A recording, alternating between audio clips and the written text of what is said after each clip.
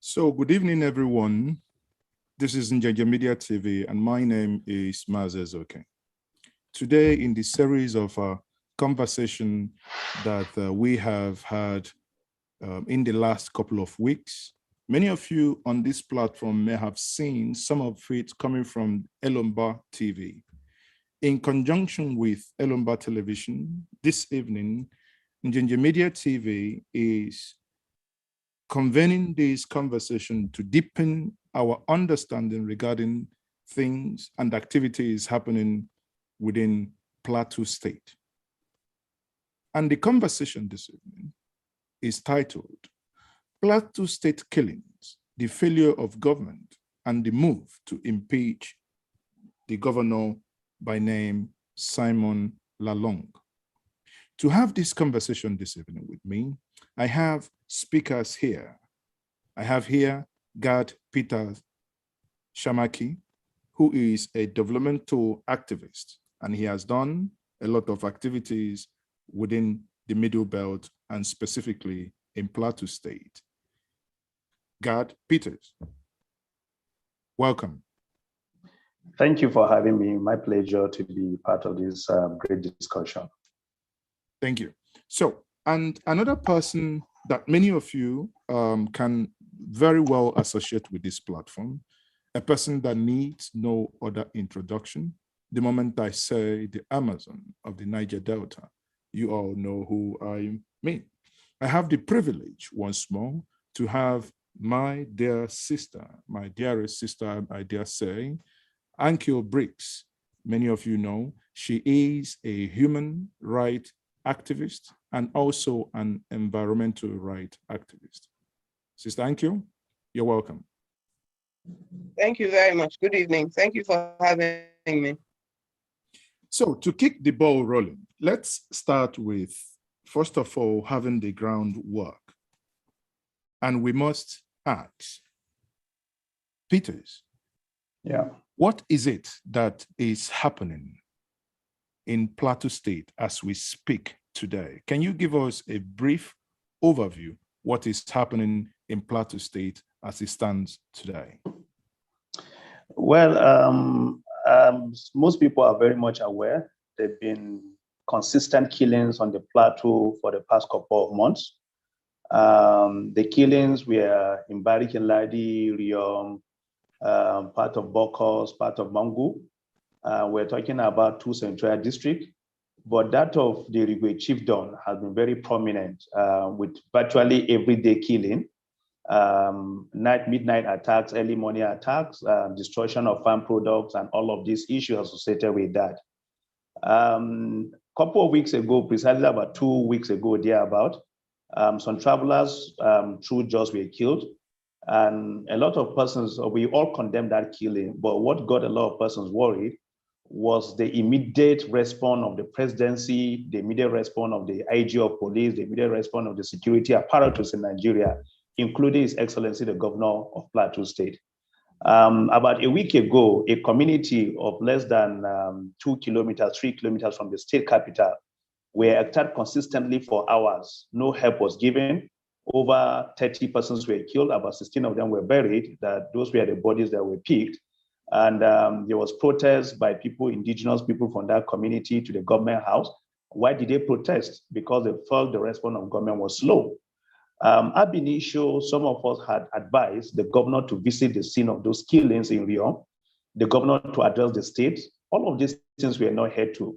And when the other killings happened, the response was rapid. And therefore, there were killings, including that of innocent students of University of Jos. There were killing of other people that were minding their business. And so a curfew was declared first between the hours of 6 a.m. to 6 p.m. And then because the killings persisted in Jos North, there was a 24-hour curfew that lasted for about 3 to 4 days.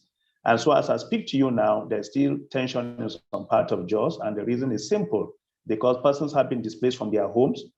People have been displaced from their farmland. Other persons have occupied those places. And nobody is saying anything about it. Nobody is making effort to return those people back to their homes. Nobody is prosecuting anyone. We've had so much of arrests that have been made. But as I speak to you at this moment, there are no prosecution. And so there's still curfew in place in just North between between the hours of 6 a.m. and 6 p.m. In just South and Riom, just South and Bassa, we have between 6 and 10 p.m. So this generally is an overview of the challenge. There is heightened security in the state, but a lot of persons are still worried about the safety of their lives. We're worried about act of lawlessness by the security agencies themselves. I'm talking about extrajudicial killing, the issue of brutality, harassment, and all of this. So in summary, these are just the challenges that all of us are facing in JAWS that comes with a lot of fear and lack of justice, lack of fairness, lack of equity, and just lack of government presence in all of this. And I conclude by saying that all of these issues we're having is because of failure of governance. Government was not responsive enough, and you all agree with me that the major responsibility of government world over is the protection of lives and properties. Thank you. You made mention, in your opening statement, you said that the presidency, when these issues were happening, the presidency never responded. Yeah. And you also noted that, many of you were clamoring for the governor to respond. So what do to really understand that, you mean that before the killing that, pushed everything, or rather that pushed the president to speak, that the president never spoke and that the governor never spoke? And what do you think were the reasons why this was happening?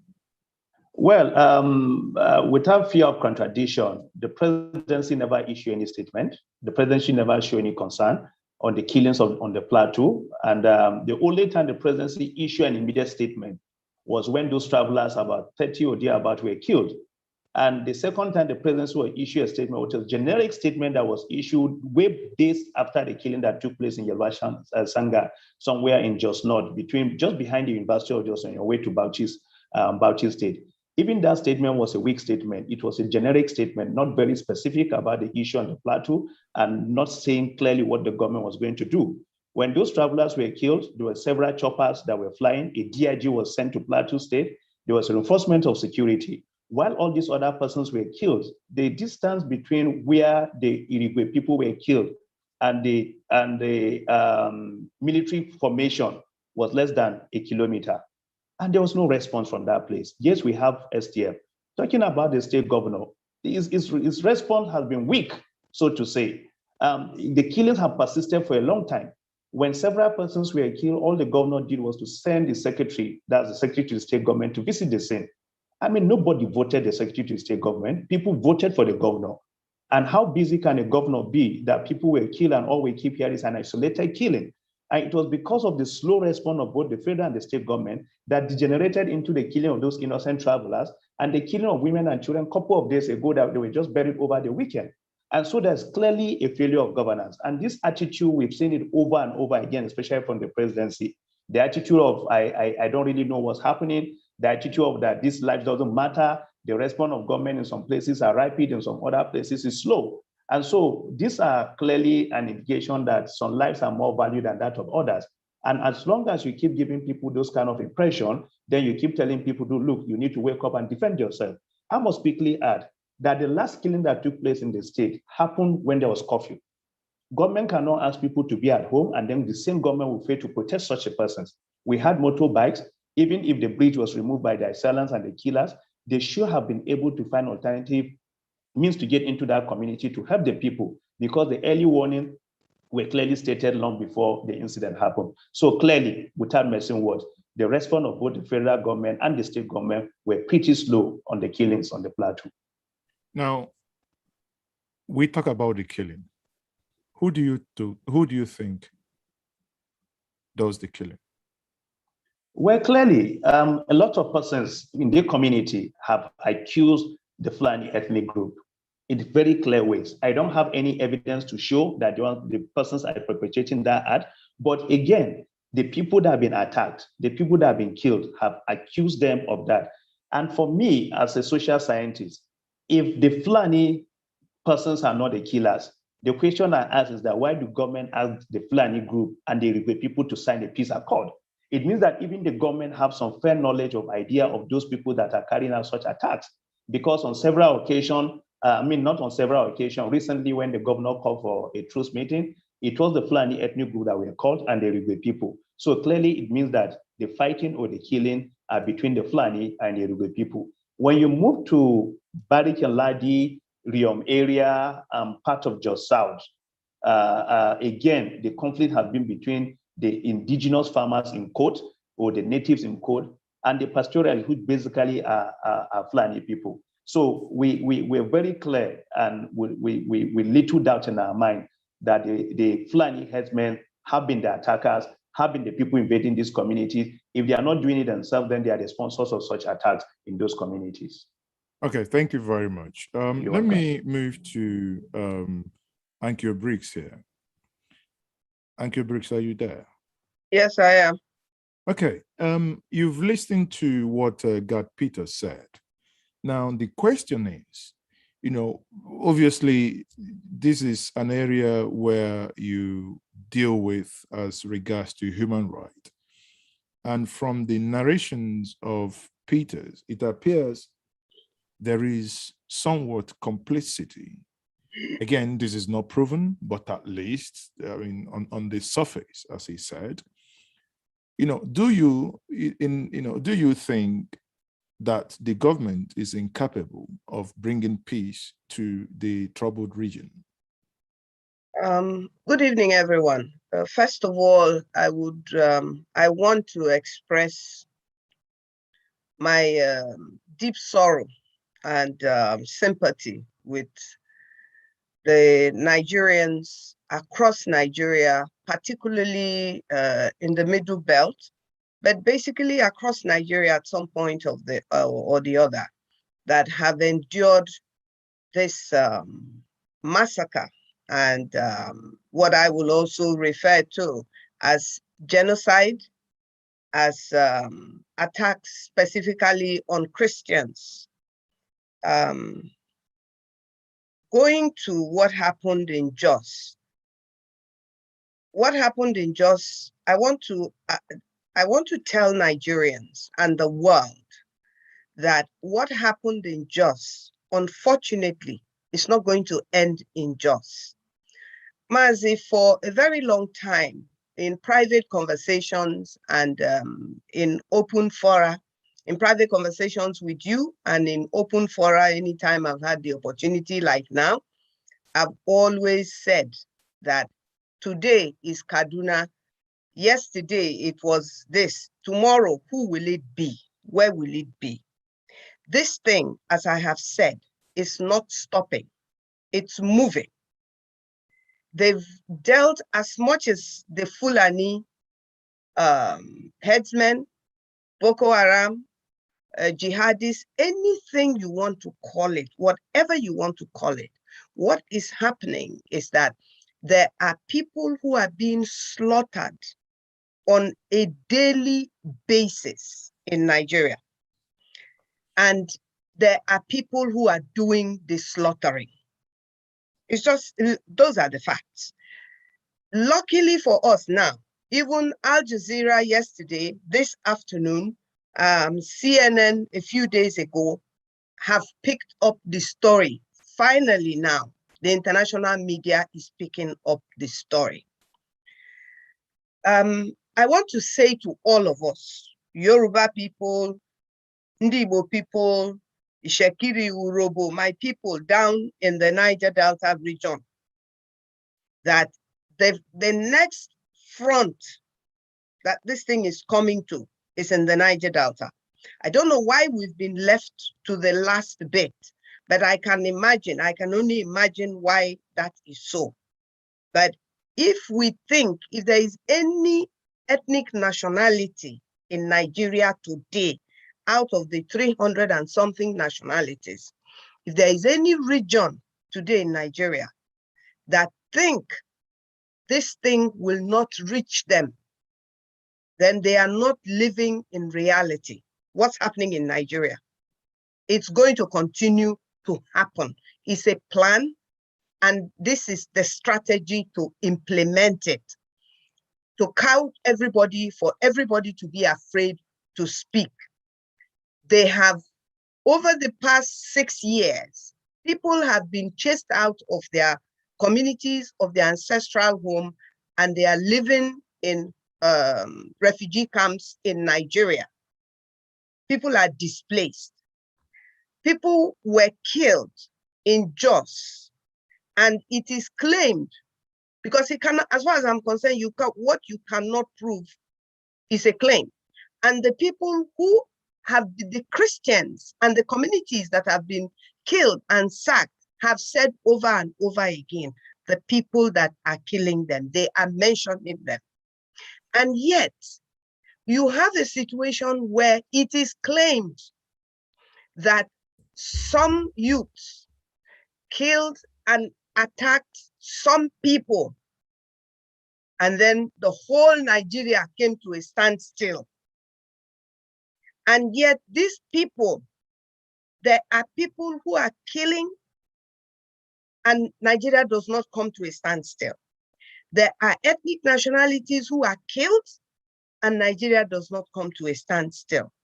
We are living in two different Nigeria in one Nigeria. In the same, I don't mean united Nigeria. In one geographical position, we have a place called Nigeria. But there are actually two Nigerias governed by one group of people. One Nigeria is governed another way, one Nigeria is governed another way. My people, our country is in trouble. And I have come to the decision and the conclusion that it's no longer an issue of how are we going to find a solution. There is no solution to what is happening in Nigeria. And I don't believe this thing that I've heard some Christians say that we should, that there should be no revenge, there should be no this, there should be no that. Well, my brothers and my sister, I do not believe in it. First, people must protect themselves. And two, if somebody does something to you and somebody comes to tell you that you should just fold your hand and be watching, which is what is happening today in Nigeria, whether they call the, whether we call the, what's his name, the governor of Jos or any state for that matter to resign or to be impeached, it's not going to happen. It's not going to happen. All over the South, there are some people, some governors that are very clearly not going to do what is in the interest of their people when it comes to the grazing or any other thing that we've been talking about. The solution, I'm talking about the solution. The solution is that let Nigerians, if you are an Igbo man, make a decision for yourself as an Igbo man, what is in your best interest. If you are a Shakiri man, that's my opinion. If you are a Shakiri man, begin to make your decisions. If you are an Ijo person, if you're Ogoni, if you're Urobo, any ethnic nationality that you are, if you're a Fulani man, if you're a Yoruba man, if you're a TV man, whatever you are, ask yourself, what is in your interest? I'm a Christian, and nobody, I'm not going to change my religion for anybody. And if we feel that the best way to survive or the best way to live is to try to accommodate somebody imposing what is disagreeable to me, then there must be an alternative to that. And if that alternative to that means walking away from Nigeria, then so be it. So be it, because at the end of the day, there is nobody amongst us here. I cannot tell you to give up your life for anything. And I do not think that anybody has the right to tell me to give up my life for what I don't believe in. I will make that decision. So where we are today now is that Nigeria has reached that point. There is no going back now. There is absolute, you cannot be killing people as if you're killing chicken. There are some children that won't even eat chicken anymore if they see you slaughtering chicken, let alone human beings. So thank you very much for that contribution. Now, when it comes to solution, I think I will leave that a little bit towards the end for us to, at the end of the day, obviously the government and their agents are watching. So we hope that they have some key takeaways. There is something that you mentioned, or also I think Peter also alluded to it, which is the fundamental right to life, the fundamental right of protection, the fundamental right to stay alive, protection of lives and protection of properties. That's the reason why government exists. And as it appears, in most cases, it appears this fundamental right is missing. That is a clear case of failure.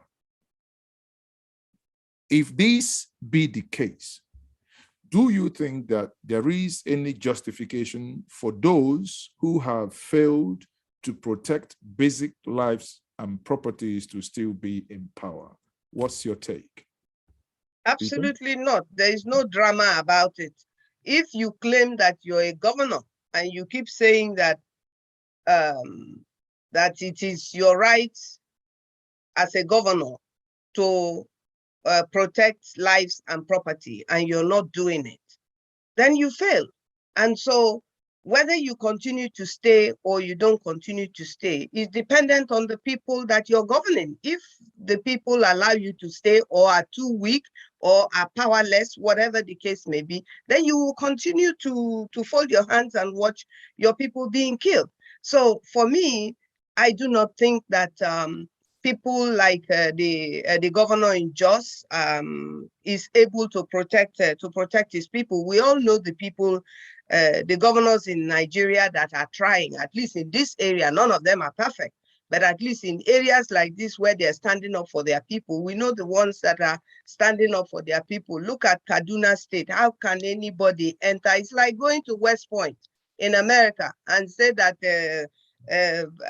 what do you call them? Bandits went to attack West Point. Well, it can happen because after all, the Capitol Hill was attacked, but the point is that if you can't do it, you can't do it. Okay, Peter, would you respond to the same questions? Would you say that the governor, your governor in this case, the governor who has the primary responsibility to protect your life, to protect your property in Jos, and with the attitude, as you have reported, shown, and with the way this has been handled so far, would you say that he has failed in his duties? Peter, are you there? He's muted. Okay, Peter, go ahead and unmute yourself. So the governor has failed to protect people, the citizens of Plateau State. And I hear this argument a lot. The governors claim they don't have control over security. Security is with the presidency, security is at the federal level, the commissioner of police take instruction from the IG. I heard that a lot. But where's the place of empathy? Where's the place of mobilizing your people to be able to stand up on their own and defend themselves? Where's the place of putting pressure on the federal government to do the needful? And you only hear this argument about governors not being in charge of security when they fail to defend their people. But when a governor wants to shut down the State House of Assembly, when a governor is not happy with you and they want to get you arrested, they will travel all the way from one part of the north to Port Harcourt to go and pick you up because you've made a comment that the governor is not happy about. And so there's clearly failure of governance. There's clearly failure of individuals that are occupying various government houses in the middle belt and the northern part of Nigeria to serve as leaders in the real sense of the word to protect their people. We've seen these killings happening with impunity. Just today on the social media, there was so many clips of bandits with military uniform and police uniform. Now the question I ask myself, why are we unable to identify and define these people in the real sense of the word that they are terrorists? Why are we giving them beautiful names? Why are we calling them unknown gunmen? Why are we calling them bandits? Why are we calling them kidnappers? Why are we calling them abductors? Why don't we just say, look, these people are killers, these people are terrorists, these people are trying to take over Nigeria as a country, and we deal with it as such. If you can name people that are fighting for survival, like in the South and other parts of the country, and you're able to unleash the state apparatus on them, why are we unable to do this in the northern part of Nigeria? So for some of us, we may be wrong, but we think that a lot of these persons are doing what they are doing because example, alleged to have gone to the Nigeria Defense Academy. What else are we waiting for before we know that these guys are dangerous, they know what they are doing, and they are deliberate about what they are doing? So coming back to the state, I think whenever a leader is incapable of performing his role as a leader, based on what the Constitution has said, for those that are capable. In the first instance, admission, they came out and said that, look, we have something to offer. We can protect lives, we can protect properties, we can create employment for the teeming youth, we can provide you the good dividends of democracy. Basically, in Nigeria, what are those dividends of democracy? Road, water, electricity, education, a very elementary things of life. And then when you fail to do that, there are no apology, there are no explanation. So without messing words, I think they failed. And if the option is for them to go back to where they are coming from, so be it. We need to shop for the right persons at this kind of difficult moment to lead us. So we talk, you know, with the clarification and confirmation that your governor has clearly failed. Now, what are the options of taking him out of the office? You know, impeachment, are they, you know, within the civil society in Plateau State, are there conversations happening around that area to see that he, you know, they impeach him? Is he in control of the House? Well, basically, unfortunately, you're not in Plateau State, or fortunately for you, you're not in Plateau State. Probably you do not have access to the social media. In the last 4 or 5 days, there's been a strong call for the impeachment of the governor by no other person than the citizen of the state, and with clear mandate given to the State House of Assembly. And fortunately enough, the Speaker and other members of the House stood with the citizen of the state, gave the government some autonomy, gave the government, issue some resolution demanding the governor to act in certain ways, or they do the needful. But unfortunately, again, you know how this country is. There's been so much pressure on the House. A lot of leaders are intervening. People within and outside the state have been coming in to appeal for calmness, to say that the governor is doing excellently well. We should give peace a chance. There is no need to impeach anybody. And all of these normal stories that fall in line when things like this are happening. So having said that, I think the majority of the citizens of Plateau State were sufficiently angry with the last killings that took place. And you could see the bitterness on the street. The calls were loud and very clear that the people were tired and they feel the governor has not been on the side of the citizen. So the House should impeach him. But the next question, which was what you asked, does the House have the capacity to do that? I don't see that happening. They seem to have come with a lot of zeal, a lot of energy, but as the day keeps going by, I see that energy slowing down, weighing down. I don't see that kind of drive again. But I think that the fact that those calls were made clearly by the citizen of the state was loud enough for the governor to know things were not in good place for him. Is it that the citizens, because obviously I am aware we track these news moving every day, that these corpses were taken to the state government house, that these calls were made, and also that some federal legislators also flew into Jos and they met. So is this spirit of the people winning down because there appears to be these appeasement coming from the federal now? Or is it that the people have been, you know, obviously they wanted attention and they got attention, now they are coming down? What is the drive and the reason behind their spirit being dampened? It's a combination of several factors. What the executive has successfully done in the last 48 to 72 hours is to turn the pressure on the State House of Assembly, especially on the young speaker, a very young person, to ask him to resign. They now came back to seal the House of Assembly. They said, no, they did that just to protect the House. And so there's been a lot of pressure on the House now. So the pressure is leaving the executive to the House of Assembly. Recently, the party called for a meeting and people were made to give a kind of vote of confidence to the governor, which was laughable. Just some days ago, people said that we have issues with you, and then less than 48 hours, you brought them to a room, and the same set of persons are now saying, we're giving you a vote of confidence, which for a lot of persons on the street is just a caricature of the whole system. Having said that too, this other level is that the people must have seen that, look, their voices were heard, their demands were made clearly, and since the governor have taken 1 or 2 steps, then considering the fact that the citizens on their own cannot impeach the governor, it has to go through the House of Assembly, and seeing that probably the House is not willing to do that, and of course, all of the pressure coming upon the state and appeals going on may be among several factors that are weighing everybody down. And again, you know, in a country where poverty has become part of us, people don't have the ability to struggle and sustain that struggle for a long time. People want to go back to their businesses, people want to return back to normalcy, and you have a situation where people think politics is somebody's business, not my business. And so when you put side by side all of these points I'm making, you now see the reason why the energy level is dropping. And then, of course, we cannot rule away the issue of inter-party rivalry, where people are accused that those trying to push for the impeachment of the governor are from the PDP, the APC youth and the APC stakeholders are not in support, where people that are political leaders from a particular area will issue a statement and claim they are representing the whole of their local government or state. So politics in Nigeria and all of this comes with a lot of challenges. And so these challenges are coming to play, and they are weighing a lot of persons down. So yes, the call has been made, but I don't see the impeachment happening. Okay, before I go back to bring Annkio Briggs back here, I'll ask you this question. Obviously, this is your state. This is your people.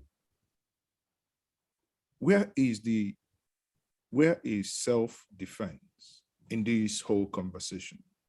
Is it that the people are incapable of defending themselves, or that something is preventing them from defending themselves? Well, first, you're dealing with very poor rural people. Most of these attacks are in the rural community. These persons have no capacity to buy weapons. They have no capacity to purchase high caliber weapons like AK-47 that other persons are using. Most of them just have their bow and arrow, cutlasses, sticks, and all of this. It's not as if the people don't want to fight back, but they have no resources obliged to be able to defend themselves. And again, because we're in a country where Mr. President have given a clear directive that if you're seen with AK-47, you're shot or arrested, and then you have a situation where some people have the AK-47, nobody's arresting them, they move freely, you see them with weapons and nobody does anything. And so the challenge is because we're living in a country where some people are considered first-class citizens, others are seen as second-class citizens. The first-class citizens are those that have the weapon and nobody is arresting them. And even when they're arrested, people talk, issue statements, threaten the nation, and they're set free. And the other persons, when they pick you, you disappear. You don't even have legal representation. You have nobody to speak to you. Your people are poor. They cannot even address the media. They cannot protest. They cannot hit the street. And so all of these challenges have in several ways affected the people from their ability to defend themselves. Because when in the act of self-defense, you kill someone, you are accused of murder. People don't even want to look at the circumstance. They just accuse you of killing a federal, let me use the broken English, federal Pekin. And other persons are not having the support of the federal might. So all of these again are saying, look, we need to defend ourselves. We cannot afford to sit and be killed like chickens. You know, sitting down here listening to you, one gets the feeling that the governor of that state is not working for the people of that state. And pardon my naivety here, is the governor of your state from your state? Well, Simon Lalong clearly is from Plateau. I get what you're saying. That's a general feeling. And the feeling was reinforced recently with the killing of those travelers. The deputy governor was in Ondo, where those people are said to have were traveling to hand over those that were injured and those that were saved to the government of Ondo, if I'm not mistaken my record. The governor made several calls to high-profile leaders in northern part of Nigeria to say, this is what my government is doing. He visited a lot of the scenes. So people have said that all of this while that other persons are killed, are they not humans? Are they not from Plateau? Why are you not showing the same concern? So I guess part of what has hit up the system is the way government responded to the same issues in different ways. In one particular issue, everywhere issuing statements, threatening people, providing security, and responding to the issue real time. In another angle, you're indifferent, your body language does not seem very strong.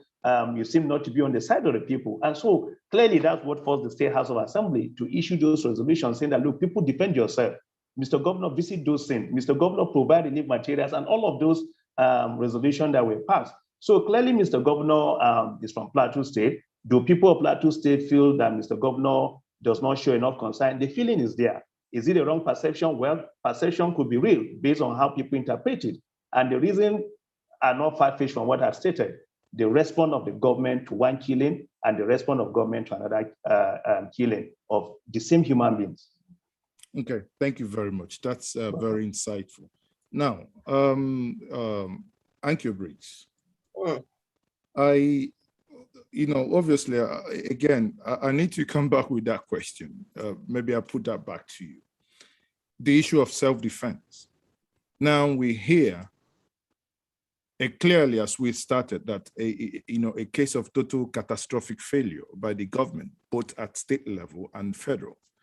And people are now meant to do the job of the security agent. We hear protect yourself, self-defense.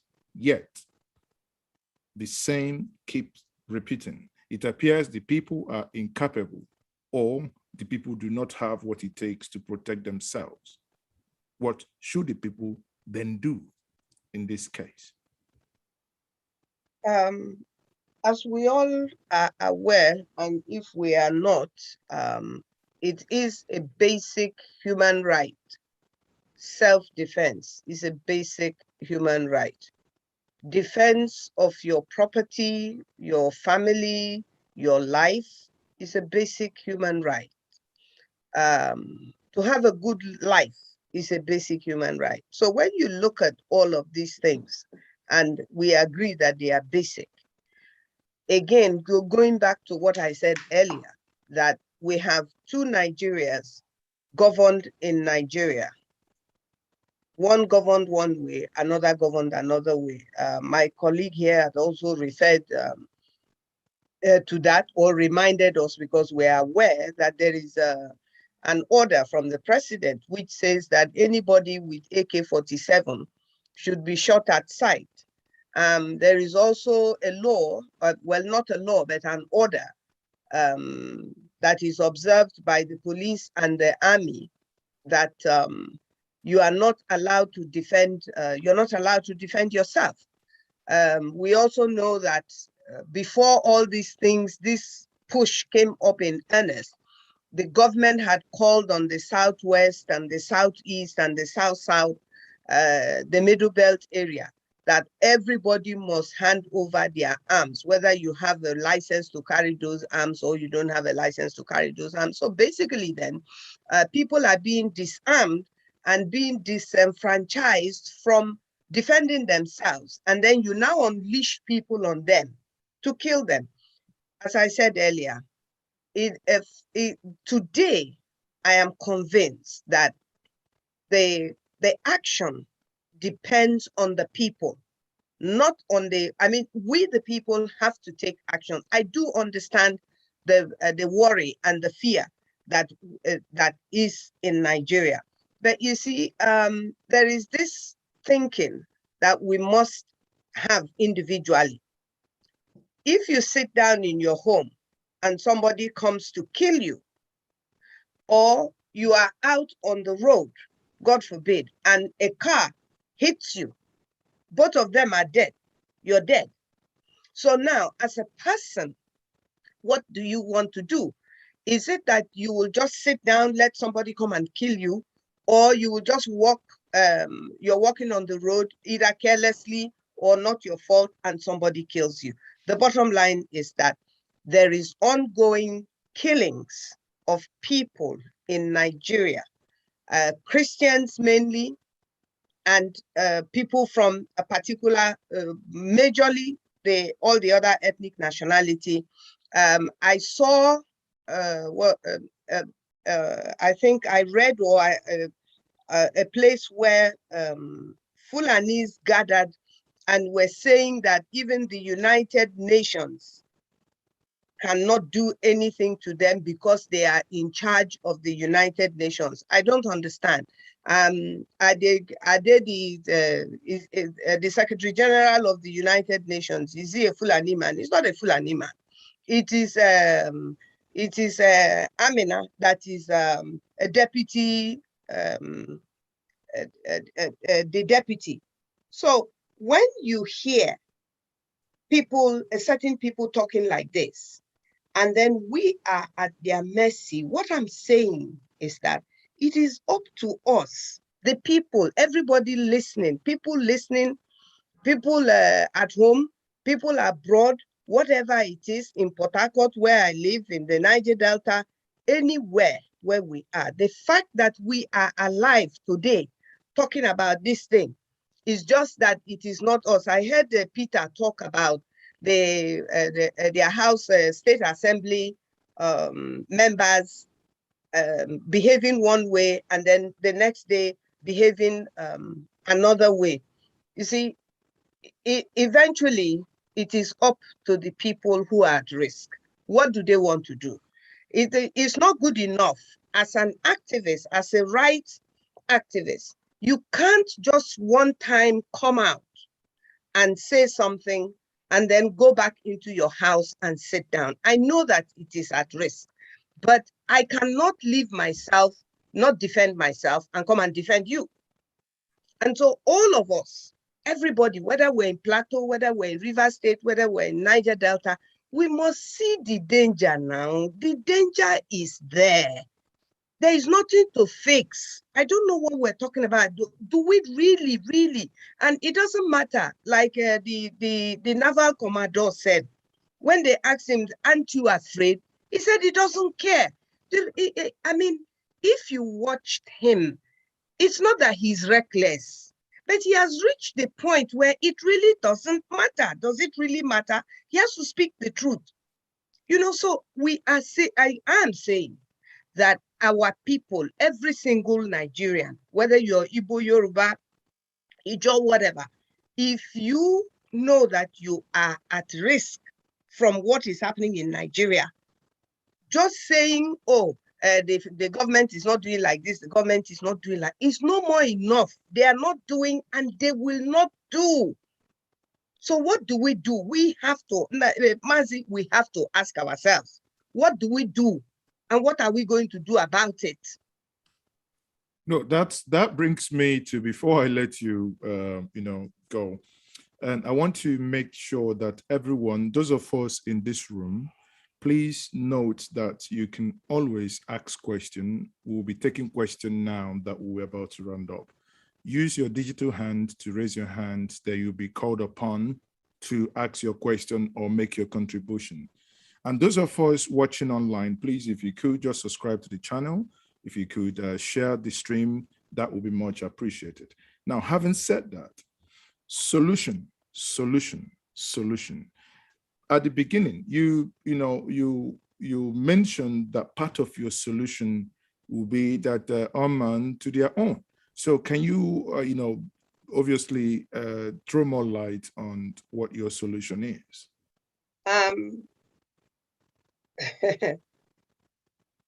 Having lived in Nigeria for over 60 years and having seen Obasanjo's era, Buhari, first tenure, when he was in army, Babangida, all these type of things till today, I am convinced, totally convinced, and everybody knows this, I am convinced that we must decide. I've discussed this with you, Maazị. We must have an ethnic nationality referendum. You don't need any permission from anybody to ask your village people in your village, what do you want? As an Owerri man, as a man from Owerenta, as a woman from Abonima, as somebody from Borno, Benue, all these places, the ethnic nationalities, in your language, in your village, ask yourselves. You don't need government to answer this question. What do you want? Do you want this threat to go on as it is? Or do you want a solution that you prefer for yourself? And if you do, what is that solution? If you want to stay on, then fine. That's what you want. That's what your community wants. So you say so. So what I'm saying very simply is this. We must insist on a referendum. This killing is too much now. This killing is too much. We have to have a referendum of ethnic nationalities so that we can decide, are we by state, are we by geopolitical zone, or are we by ethnicity? Whatever it is, as long as we stay alive. We have to stay alive. Okay, thank you very much. So, Peter, if I piggyback to you now, obviously you've heard what your co-discussant said, and what will be your view? You know, this is your region. You know, start with the Middle Belt, where the crisis has taken a different, unimaginable dimension. To your state, which is Plateau, it's gone gaga. What is, you know, obviously as a human rights activist, what will be your take? And how do you think that, you know, the solution could be found and what could be sustainable as well? Well, part of my first solution is that those people that have been displaced from their homes, their ancestral home, their farm and other things, should be returned back and be protected in every means possible, and ensure that they live their lives, normal life, are allowed to go to their farms and live just their lives. Government must wake up to its responsibility of being a government to everybody. If criminals are operating, deal with the criminals. If there's any act of injustice, provide justice. We should be seen to be fair and firm on every situation. Beyond that, citizens cannot just sit and allow themselves to be killed. People must look inward and organize themselves in a manner that they'll be able to defend themselves without breaking the laws. They should be able to defend themselves. They should be able to get those early warning signals and respond to it. In other instances where these things are not happening, people should be able to drag government to court for its own failure to be government to them. And a lot of other things. In Maiduguri, for example, we know about the civilian JTF. Those people are armed. They are able to do the needful. Why are we not having those kind of structures in Plateau State, in Benue, and other states, Kaduna, southern part of Kaduna, where people are being kidnapped and killed? In Plateau State, we have the Operation Rainbow that was approved either by Eradua or Goodluck Jonathan, I cannot remember.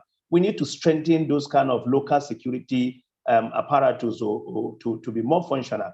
There's been called for state policing, and I totally support that idea, that we cannot be waiting for instruction or order to be given from Abuja or any other place in terms of crisis, but let the state provide its own security for its own citizens. There is nothing stopping local government from having their own internal security arrangement, nothing stopping from district from having its own security arrangement. In other places, even campuses have police.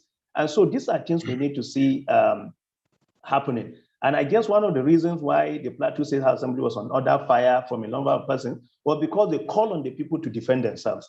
And then some persons were now using it against them. But you cannot stay and be killed as if you have no value for yourself. People must fight back. Why are you a man if you cannot defend your family and what you have? So I think in summary is that the people must find it within themselves to be able to defend themselves and everything they have with the whole of their heart. It's far, far better you die standing than to die on your knees. Thank you very much. I mean, your points are well noted. You know, you made a very passionate appeal for those in IDP camps. I mean, people, those watching, this is not, you know, we're not kidding here. Do you know what it means? People in their ancestral home. Close your eye for one moment. Imagine, suddenly, you come back to your village, a place you knew, your ancestors, your great-great-great-grandfathers lived, and you come back suddenly someone runs you away, runs, just ensures you're no longer there. You go into a camp, refugee camp, as if you are in a war, in a war zone. And what Peter is here appealing is for government to ensure that these people come back. I mean, come on, this is basic. People must go back home where it belongs to them. And there is this narrative that most times, even when these people move, there are other occupiers that occupy these places. This is the height of injustice. So part of what you said is that justice must be done to those who have suffered this violence. Again, well. you reiterated the fact of self-defense and without breaking the law. That's a caveat that you added there, self-defense without breaking the law. Then one might be tempted to ask, how possible is it to make an omelette without breaking eggs? But again, that becomes a rhetorical question. To cap it all, our sister here said that, as it concerns the people of the South, probably to you as well, that referendum is the golden bullet that might be the starting point of solving this problem. These are solutions. And I know, even in this room, that we have government agents and we have government as well listening. And, people are hurting. People are no longer living in their houses. The whole thing is a total mess. Government has abdicated their duties, and the people are indeed hurting. Before we round up, we might take a couple of questions, and these questions will be either for either of you, the panelists. Again, please, once you're called upon, ensure you have your camera on and ensure that your environment is clear. We don't want to see you naked. Also, kindly ensure that there are no background noise. I will take the first person here, Enowa Buka, please. If you're ready, kindly unmute yourself, take the podium, and you have 1 minute to address us. Thank you. Thank you very much. I'm grateful to my sister. I'm grateful to my sister who had made it possible for me to join you this evening. And I thank you for this forum. I'm really grateful. My heart bleeds for what I'm about to tell you here. 12 years ago, God sent me to Nigeria to do a leadership program to warn Nigerians that third jihad war was coming. I left London all the way to Nigeria to do this program, to give them information, to not allow Fulanis into our villages. Third jihad war was coming. That was 12 years ago. My heart bleeds that they did not listen to me when I came to Nigeria to do this program. At least to let people know, God sent me to warn Nigerians. God told me specifically that they will infiltrate into the arms of the government. What we are seeing here is beyond ordinary people. It is a plan that was orchestrated, but Christians were not listening. They were not listening. I did this program just within my axis. I ran out of time. I had to come back to London. I went to Nigeria, August, did a program, came back, September, they threw the first bomb in Eagle Square in October. My phone was jam-packed here. I am bleeding as I speak to you. God is my witness. Holy Spirit is my witness with what I'm saying to you here. I came back here, 2014, I registered Middle Belt in the diaspora.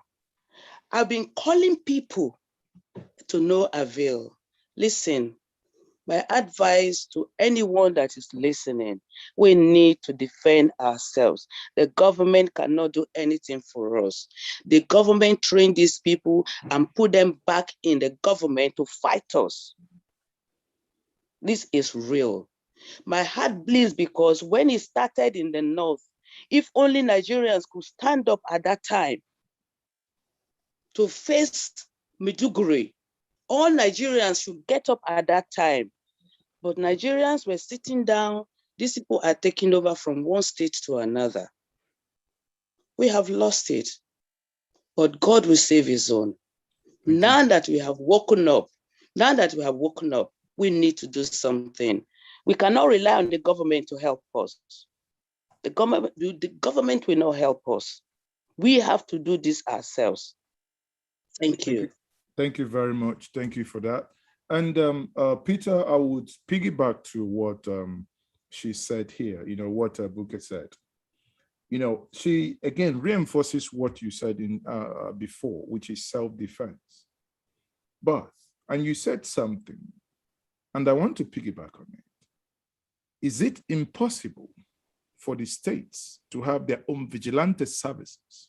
What makes it impossible? Because if the state police, which you say you approve, is not forthcoming, why can't the state, like as it is done in the southern state? There is no state in the southern hemisphere, that does not have a state vigilante services. Is it an impossibility for you people to think about? No, it is not impossibility. We need to do like Amoteco. Every state needs to have Amoteco. Every state. Okay. They want to start this rubbish, they disarm, like the lady said. They first disarm every state because they have their plans. We were fooled. Sorry, thank you. Actually, that question was meant for Peter. So Peter, go ahead. Yeah, after the recent killings in Plateau State, I know one of the young chairmen in Plateau State, the chairman of Lalong, constituted about 300 youth into some kind of neighborhood guard or vigilantes. In his broadcast, the state governor say he has approved about, is it 300 or 3,000 persons to be employed into vigilante. My summary of this issue is that in Plateau State, the former governor, John Ajan, had created a resemblance of, not a resemblance, some kind of vigilantes across all the 17 local governments. They were trained, they were called neighborhood guard, even though they carry no weapon, but they were able to provide information real time to those that need to act and act promptly. And so this government need to reactivate the Operation Rainbow, equip it, empower it, just because it has been recognized by the federal government. Beyond that, the governor need to work with the traditional institutions and of course the youth in every community. There are a lot of youth in Plateau State that are looking for a job. So if you place them on a 5-month allowance, on the 5,000 allowance per month, 10,000, 20,000, a lot of them will be gainfully employed at the same time serving as protectors of their various communities. So it's very possible to do it. But the question is that, do our governors have the political will? Is that their area of interest? Is that an issue of concern to them? I'm not in position to answer that question, but they are in position to do it. Yeah, but it's not something new. You just said here that the former governor did it and they worked. So why is this current governor not continuing? I'll give you an example.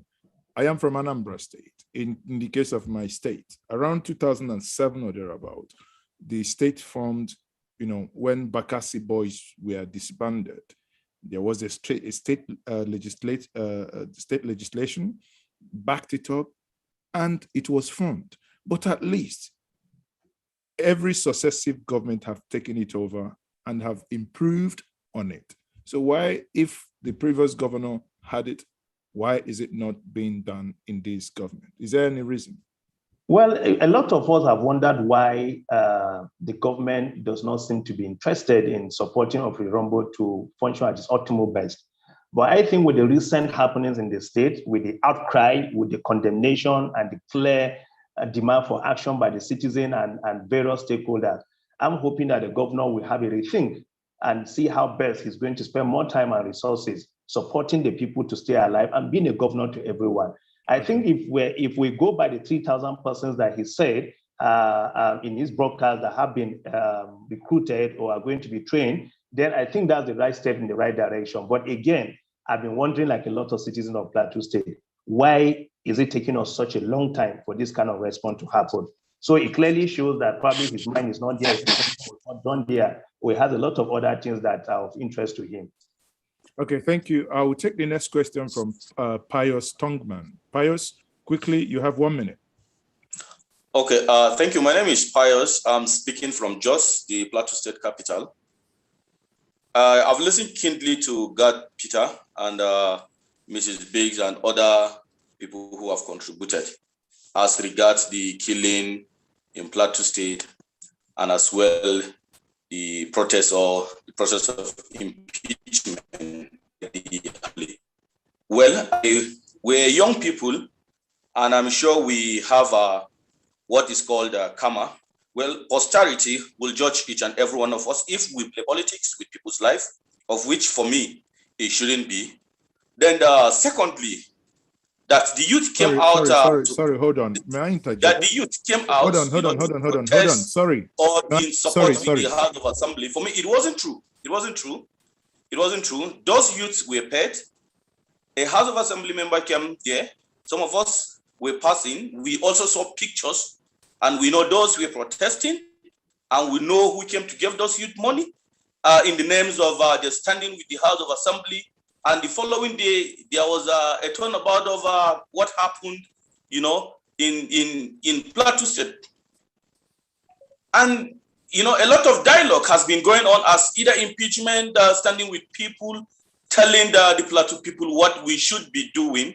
When people were invited for meeting, of which God will attest to that, of which he visited the speaker some hours or some days ago, in order to encourage him. For me, it shouldn't be in that basis. Was he able to also reach government in ensuring that there was dialogue as a peace leader or as an advocate of peace? Okay, hold on. Why were those youth given money that went out, to protest in front of the House of Assembly? Was there sitting? The answer is no. There was no sitting. The House of Assembly is on recess, and there was no sitting. And for me, who will you protest to when the House of Assembly members are not there? And who brought the securities? The House of Assembly should be asked, not the other arm of government.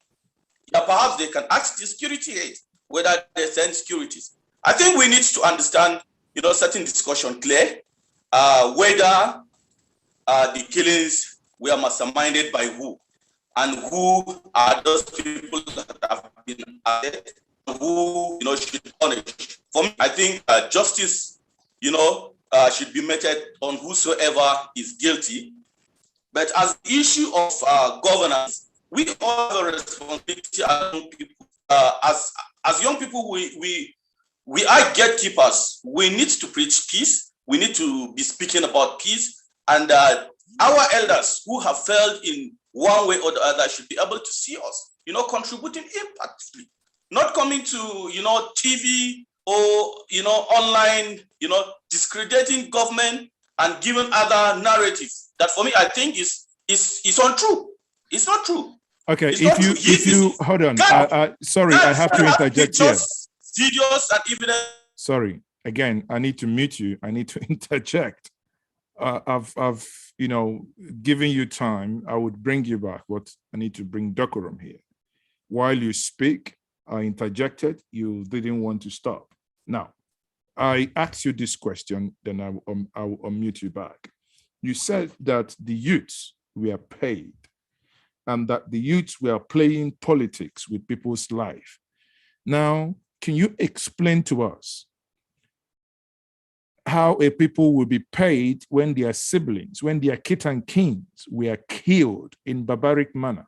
Or are you suggesting to the world watching us on various media platforms that the youth who came to register their anger and their disgust of those barbaric pictures and dead bodies they were seen, can you please explain to us how politics is being played with those dead bodies? Please, I'll bring you back. Can you unmute yourself? Yes. Okay. Go ahead. Okay. Thank you, my host. My opinion that the speaker never visited any of those either Yalwanzagam or Basa local government where those killings, took place. One, they gave a mandate or a resolution the floor of the House of Assembly, of which the governor visited, some of those areas and sent relief materials, of which he can attest to that fact. But hold on. You said before now that the State Assembly were not in session. So how could they have issued a resolution? The protest was 3 days ago, and the resolution was last week. Mm-hmm. Can you get me? Yes, go ahead. The protest was early this week, and the resolution was last week. Immediately after the resolution, the House of Assembly went on recess. He can attest to that fact. You cannot say 10 to 40 Plateau youth, 10 to 40 Plateau youth represent the interests of Plateau youth. So I am at loss here. You appear to be against the youth that were protesting. Are you telling the world that you are happy when your own people were being killed? I am not happy. So if you are not happy. So are you telling the world that even when you're not happy, that in your view, those who have protested the killing are also doing so because they were paid? Well, the protest was not on the killing. The day the Yalwan Zagam was attacked. What? The protest was not on the killing. Hold on. The protest was not on the killing, but we saw dead bodies being at the Plateau State House of Assembly. Yes. So those were not dead bodies. Those were goats and chickens. Or is that what you're saying? No, sir. Listen to me. Listen to me. I want you to get this. Okay. 3 things happened. The day our people were killed at Yalwan Zagam, there was a protest.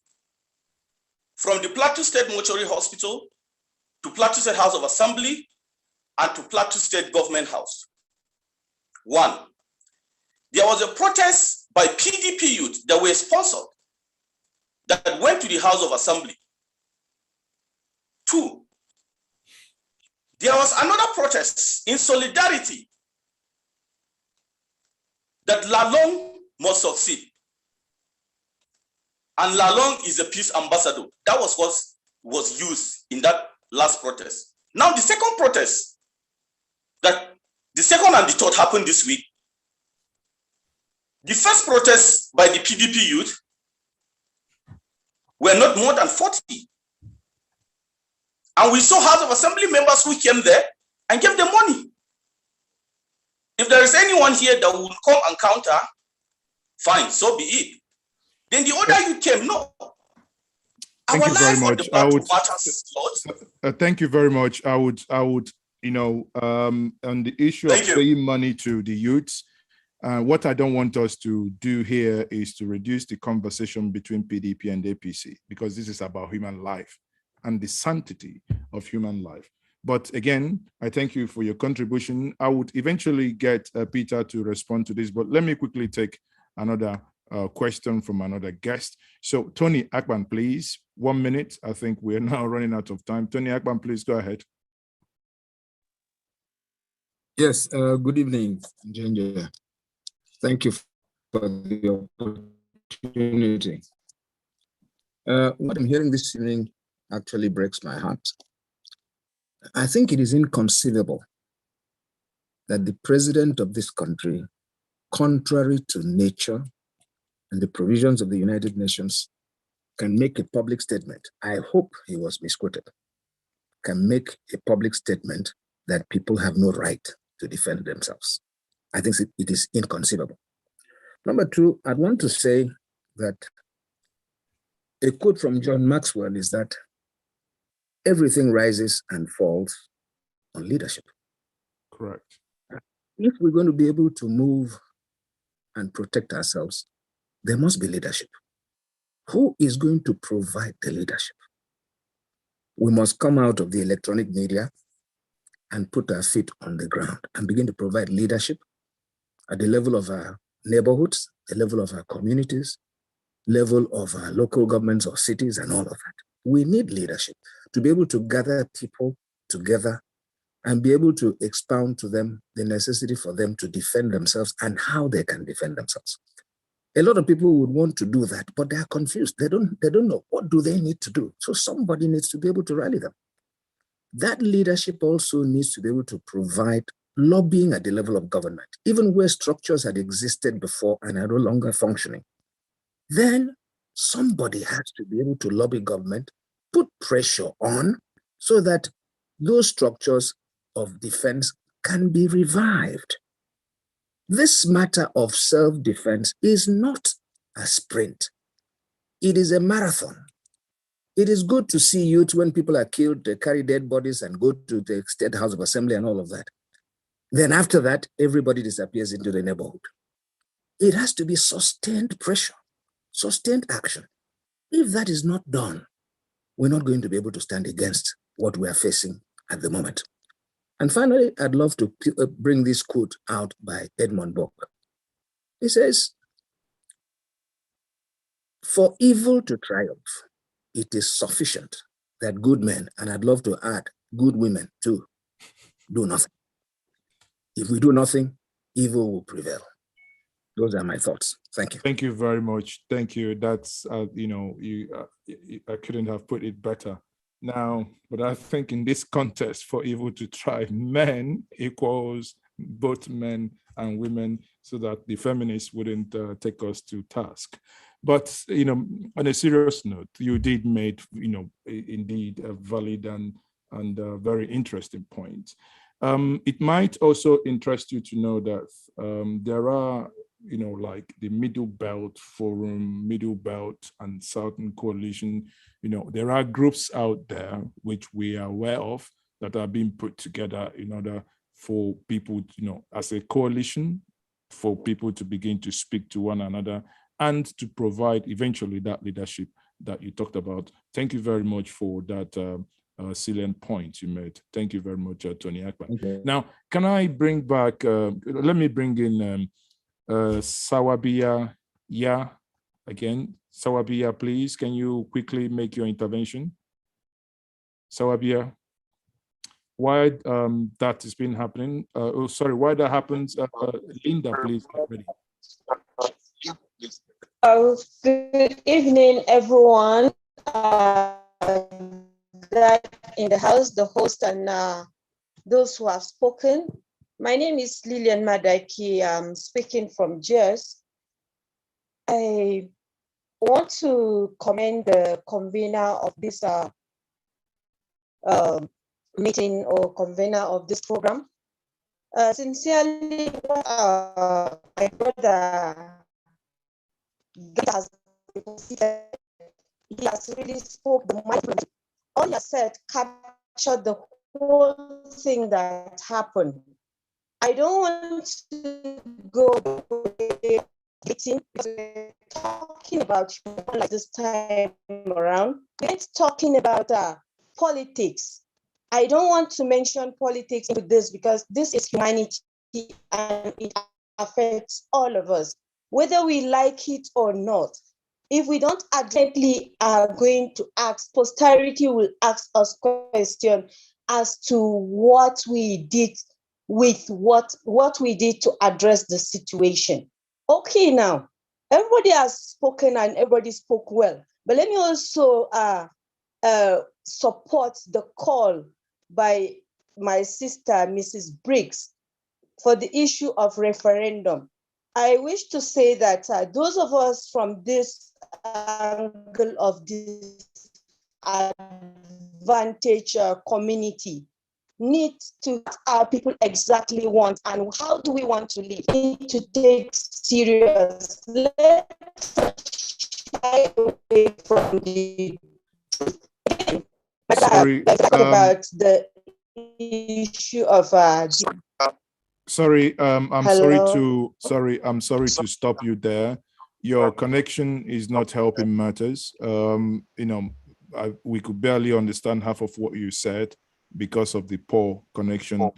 Very, very sad about that. But again, if I piggyback on what I think you were trying to say, you said you supported what Sister Annkio Briggs, the submission she made. But sadly, I have to bring another person. Linda, please, can you take the podium, please?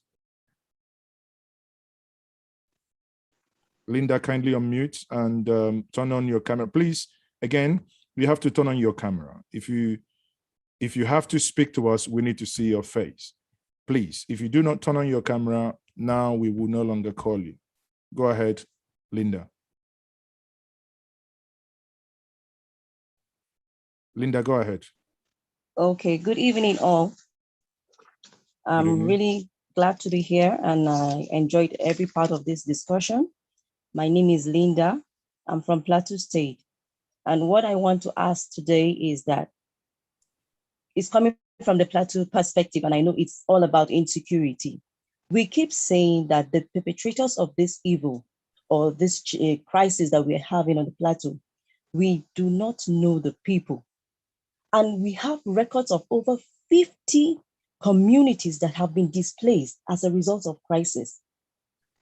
These lands and the houses, all of these places have been occupied by suspected Fulani herdsmen. We have not gone to see or even do anything about it. The government of the day is saying that, if I quote the commissioner spoke sometimes ago on telly, he said that there is a law that allows the people to go back to their lands. If those people that grabbed those lands came with AK-47 and all that to grab those lands, and you're telling me that it's only the law that should take me back, I don't see a sense in it. And then another thing that I'm asking, that these people that are occupying the land, are we going to say that we do not still know the perpetrators of this crime? Or are we just closing our eyes? We do not want to just believe that we know them. And we do not want to take action that will help people to bring them back to their communities and give them a sense of belonging. Or are people like second-hand citizens again in their own communities? These are just my concerns for the day. Thank you very much, Linda. Obviously, your concern is just like every one of us here on this podium. Thank you once more. Engineer Ekechi, please, quickly, 1 minute.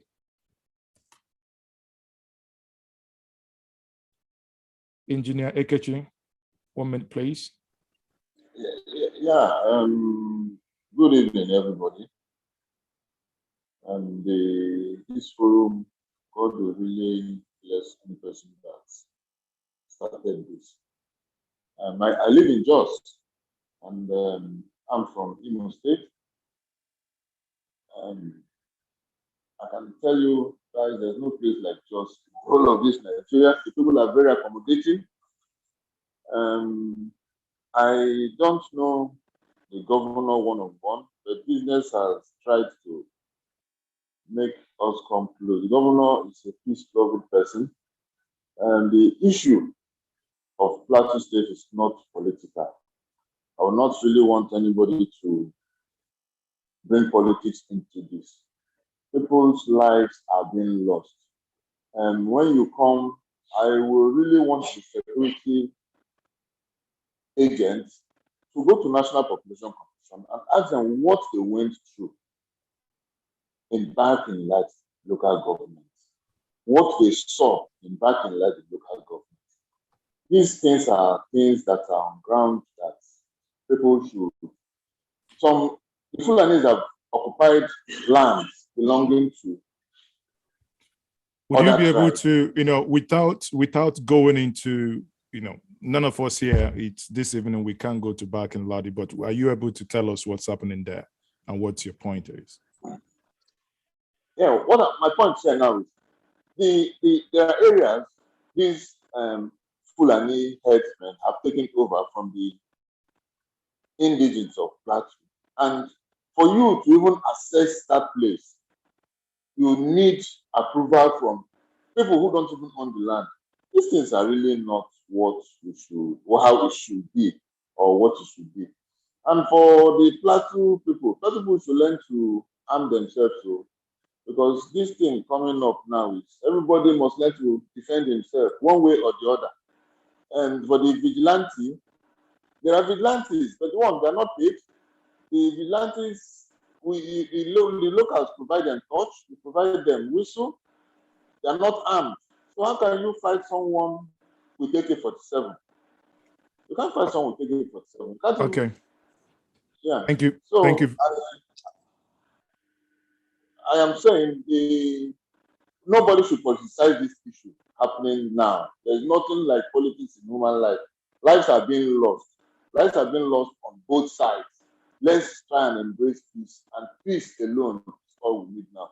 Okay. Referendum is the way out. Without referendum in this country can never stand. Referendum is the way out. Thank you very much. Thank you very much for your interventions. Let me bring in Aleche Ode. Can you please quickly unmute yourself?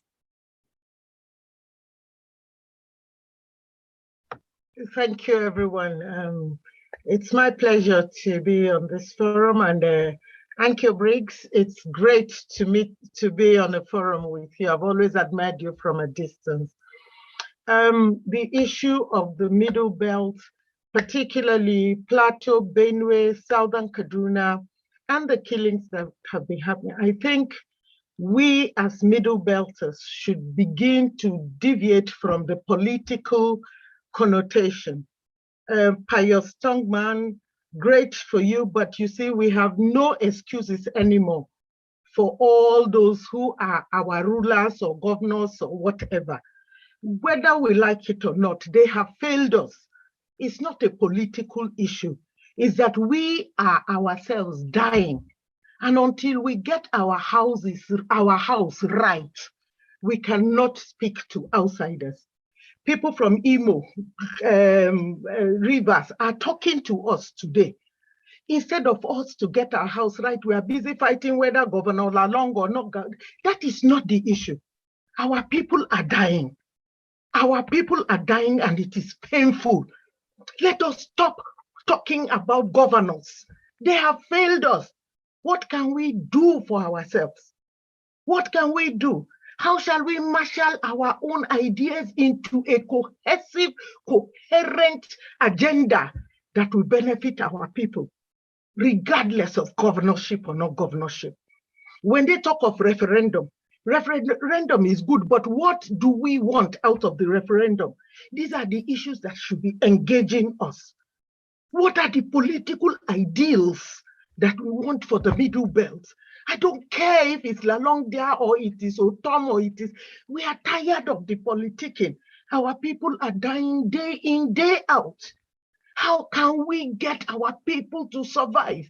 I am staying here in England, but that is not the issue. My brothers and sisters are dying back home. Let us face an agenda. Let us look at how we can come together, marshal out ideas that will benefit our people. And Annkio from Port Harcourt area is not going to save us. She can only support us. Njenje Media can only support us. We have to take our own life in our hand. And instead of us to be crying with our people that are dying, we are calling about sponsored political PDP. These people will come and go. Let us think of the lives that are being wasted. And let us stop politicizing the lives of our Middle Belters. It pains me. I'm a woman, I'm a mother. And I have, it's just that I don't want to, I have every right for my people to coexist peacefully. I don't care about Lalong, I don't care about Otom, I don't care about Erufai. My people are dying. How do we rescue ourselves? How? What do we need from a referendum? Yes, we can have a referendum. What do the Middle Belters need from the referendum? It's what we should be thinking about. And instead of us, we are fighting about Lalong sponsored. That is not our issue. I don't care. How do we live? I'm so sorry, Njenje. I became so emotional because we always, you see, till the Middle Belt people are ready. And we are ready to have one agenda about our security, about our peace, and about our destiny. We will continue to be fooled by politicians. Thank you very much. Thank you very much, Alechude. You put it again. It's, you know, it's human to be emotional about these things. We cannot see our kith and kins. We cannot see our brothers and our sisters, our mothers, our children being killed in these barbaric manners without being emotional, unless we are not human, unless we are not being genuine. And it pains. And, the saddest part is here we are as a nation. 2 years ago, people woke up in January, first week of January, you had over 200 people killed in one day. Yet, as we speak, I am not aware that those who perpetrated those acts have been brought to book. Yet, it continues unabated. That is, for me, it is a clear case of insanity. Something is fundamentally wrong with our psyche and the psyche of the leaders. It is, and it cannot be accepted. However, in my place, there is an adage that says, in summary of what you said, the adage is very simple. He who wants to use the toilet is the one that will lead the way, not he who doesn't want to use it. I hope we understand what I mean by that. Now, please, let me beg us of one thing. If you're raising up your hand, do us a favor. It is a courtesy. Ensure you sit upright. Ensure, show some respect that this is a serious conversation. Do not lie down. I can see some of you now lying down. Please sit upright and ensure that you look presentable while you speak to us, because I want to leave it at that. Rang Chuang, can you kindly Ruang Chuang, can you kindly unmute yourself? Ruang Chuang, can you kindly unmute yourself? I've done that. 1 minute, please. Yeah. Yes, go ahead. Yeah, good evening, all. I must appreciate the opportunity given to make a contribution, and appreciate the convener and the host. A lot have been said, but I just want to add this dimension to it. Yes, we're talking Plateau, but if we carefully expand our discussion, we'll understand that it's a national issue that is consuming everywhere. But one thing remains constant, and that is the attackers of the generality of the people. From commentary, from victims, those that are attacked, survivors, you hear the constant and consistent mentioning of Fulani headsmen. And but it is good for us to even note that not only the Biroms or other ethnic nationalities, even among the Fulani, we have had Fulani headsmen crying and complaining of attacks by Fulani militias, gunmen that will come, rustle their cattle, kill, maim, and even kidnapping and the rest. But the issue is, why is it taking our government forever? Or why is the government refusing to label these gunmen that are everywhere, creating havoc, killing and maiming at will, labeling them terrorists?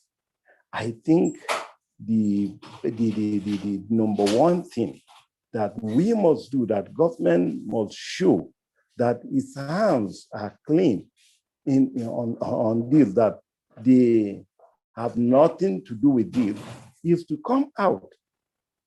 Like I recently heard the governor of Zamfara State calling on the federal government to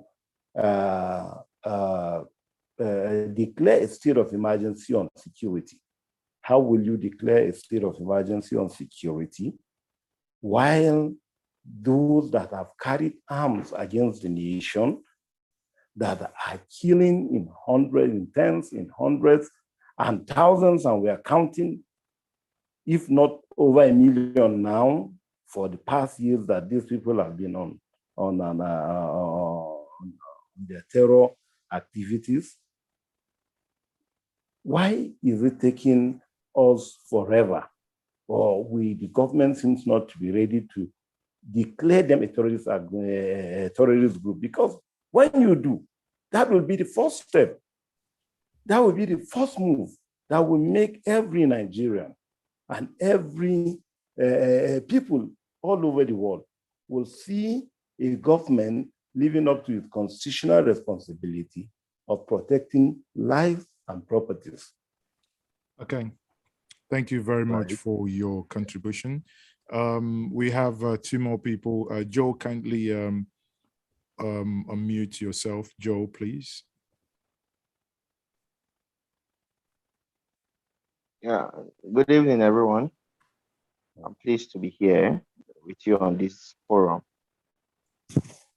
In my opinion, a referendum for Plateau may not be the right call, not because we are comfortable being together, or in quotes, as my governor or our governor say, that we are Northerners and not Middle Deltans, but for the fact that in Plateau as it is, we are quite divided. As some of my brothers have spoken earlier, some for the government, some making accusation, what is it called now? Accusing the people now for standing for their rights, right? Some for trying to speak in defense of the government. In my opinion, what we just need on the Plateau is justice. Now, I can't imagine. God bless my dad's soul. He's late. He's called Labaran. He's a Birom man. Labaran is nowhere a Birom name. It was as a result of trust, cohesion, that a Fulani man that happened to be my great-grandfather's friend named my dad Labaran. And sad thing, I can't go to my village because the Fulanis have taken over my area. Now you tell me, I'm from Gashish, we cannot comfortably go there. And you're talking about peace, you're talking about, what's it called? They call it peace, they call it, tolerance and all that. What happens to justice? What happens to justice? My people cannot in any way go to their ancestral home. I buried my dad there. I don't know, since I buried him 4 years ago or thereabouts, I've not gone there on my own to check his grave. But hold on, if you do, sorry, again, pardon my ignorance here. Yeah. This is your ancestral home. Sure. I'm just imagining, the property I have in my ancestral home, and I suddenly woke up one day in my state of Anambra, and I see occupiers in there. You cannot go. And I come on television and say I cannot go back to my ancestral home. It's clear, I'm telling you this. And there is nothing you guys can do to go back to your ancestral home. Absolutely nothing. Yes, sure. If you go back, if you take there, it's a risk. 2 things happen. Either you go and come back, or you go and never return. It's one of those 2. Is it worth it? And there's a government. And somebody's telling me that some people are being paid. Somebody's trying to sound politically correct. Is it because it has not happened to his own? Is it because it has not happened to his local government or his village? Please. Anyway. We've had governments. We knew what other governments stood for on the Plateau. We know what this government stands for on the Plateau. We know this government is not for the Plateau. Thank you very much. We must cut down the time. Thank you very much. We must cut down the time. I have so much to speak, but then let me just appreciate my time here. Thank you very much.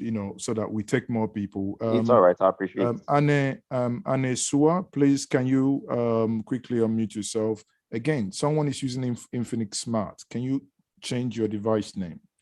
and so that you could be called upon. After that, we take Maazị HDM Okoye.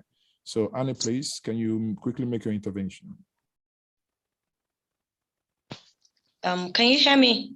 Yes, we can hear you loud and clear. Njenje Media TV for this opportunity. The issue on the Plateau, I am from Plateau State, I live in Jos. The issue on the Plateau was seen from the angle of politics, or being political. I think when, that's when we missed it and we are having issues up to today.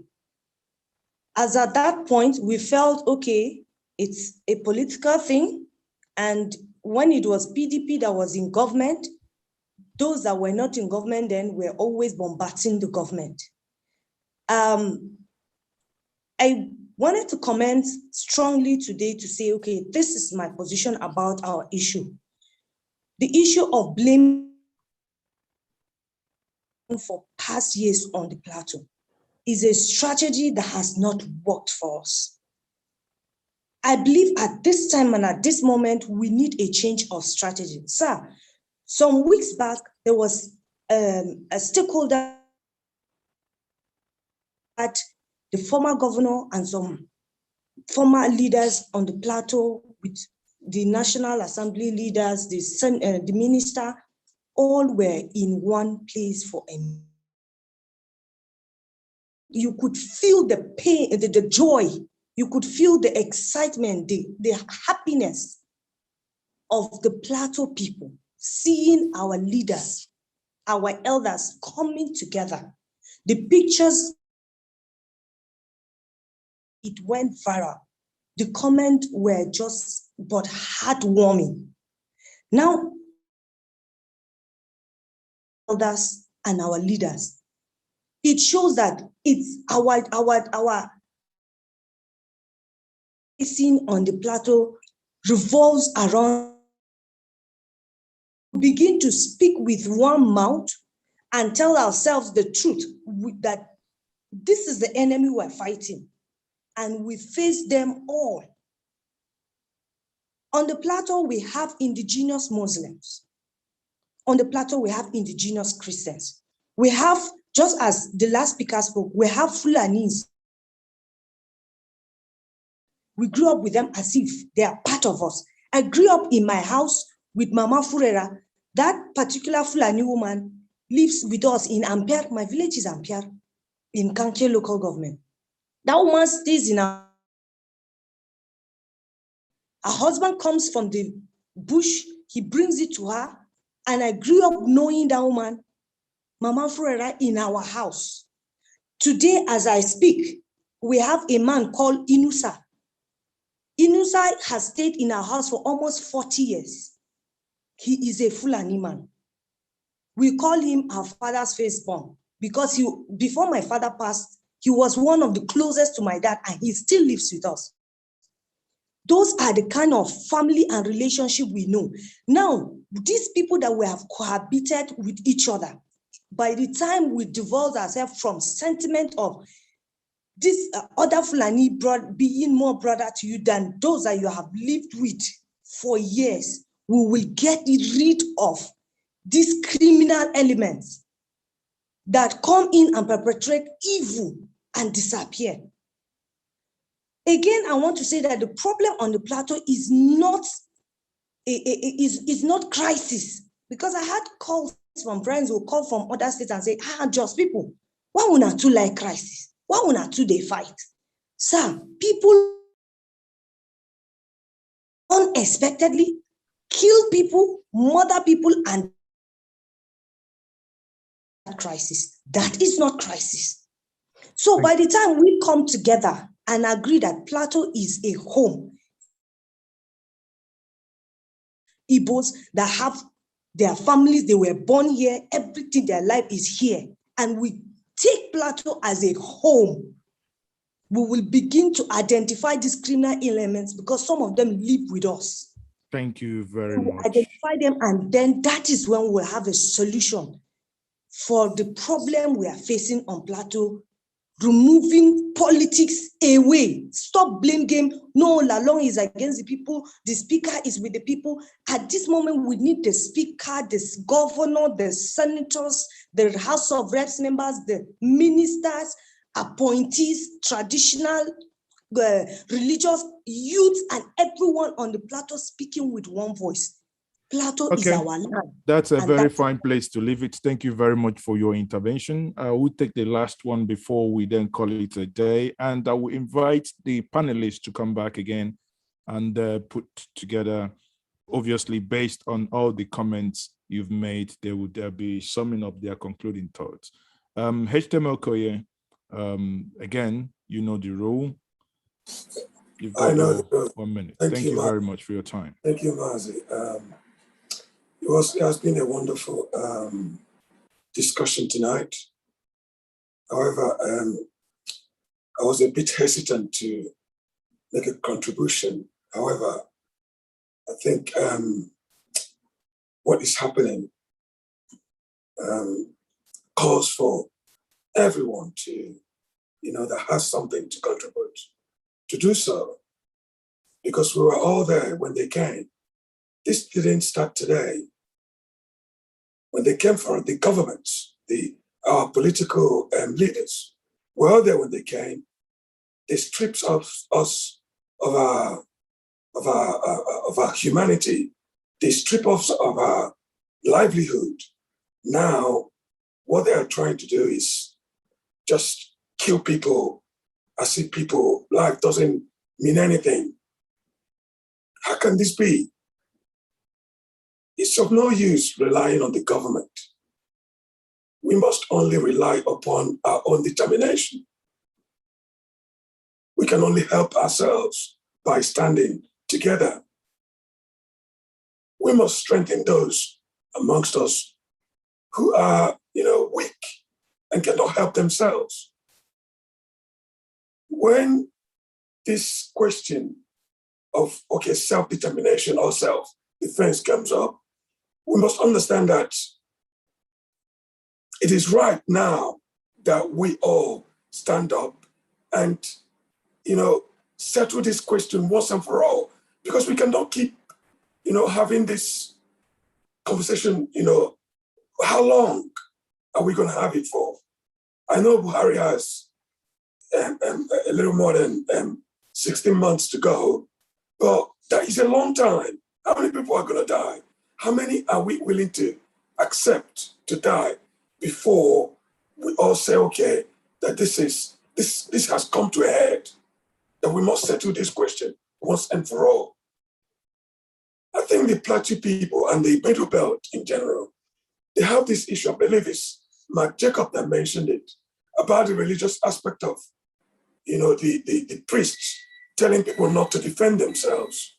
How can the priests tell people not to defend themselves? It's unconscionable. It's really, I don't understand it.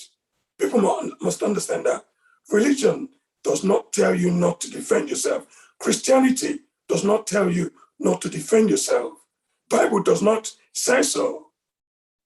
If somebody comes to kill you, you have the right to, whatever that you have available, to defend yourself with that. Although on a larger scale, as we are talking about tonight, it needs a little bit of strategizing and a little bit of, skillfully, applying that strategy. Because the people that you're dealing with, I've heard that some of them had military training. So you cannot face these kind of people with just, not being organized, not being strategic with regards to what you're doing.